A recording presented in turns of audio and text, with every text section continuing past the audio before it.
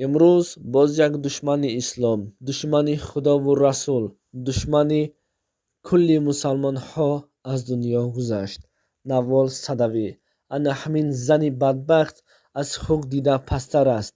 انا همین زنی که شما عین حال رسمش را میبینید.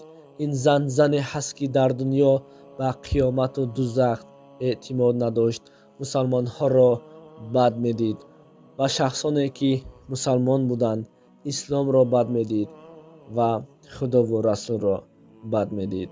چراغ ظلم ظالم تا دم محشر نمی سوزد. چراغ ظلم ظالم تا دم محشر نمی سوزد.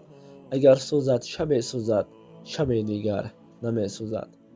برادران عزیز و خواهران مهربان، از همه شما خواهشم این است که نوار را پهن کنید تا اینکه دشمن های اسلام بینند که باز یک دشمن اسلام، دشمن مسلمان ها، دشمن خدا و رسول الکی این دنیا را ترک کرد و اما به جهنم، آتش جهنم خواهد شد انشاءالله.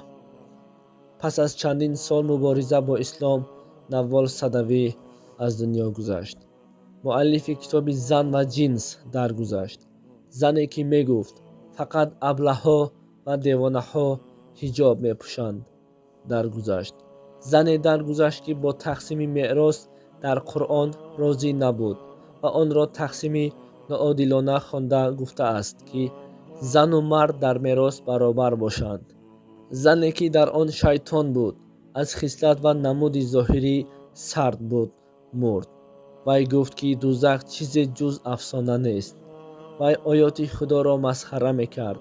خواندن بیت مردها نگهبان زنانند او را دیوانه کرده است. زنی که با زنا دعوت میکرد از دنیا چشم پوشید. به جای رفته است که به کار و گفتارش و دعوتهایش و شیطانی و مسانی پاسخ خواهد داد. برادران عزیز، این زنی هست که خوک در نزد مسلمان ها خیلی بالا میستد، اما این زن از خوک دیده حرام است و از خوک دیده پست است. الکی باز یک دشمن اسلام، باز یک دشمن مسلمان ها از دنیا گذشت. خیلی شاد هستیم. خداوند این را در آتش جهنم سوزاند و آتش و هزوم همان جهنم کند. آمین.